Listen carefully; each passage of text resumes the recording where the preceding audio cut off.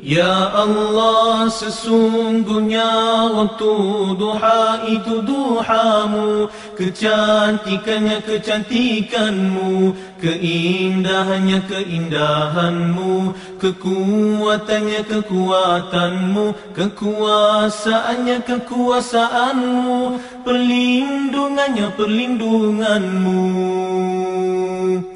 Ya Allah, jika rezeki masih di langit turunkanlah, jika di bumi keluarkanlah, jika sukan pemudahkanlah, jika haram sucikanlah, jika jauh dekatkanlah.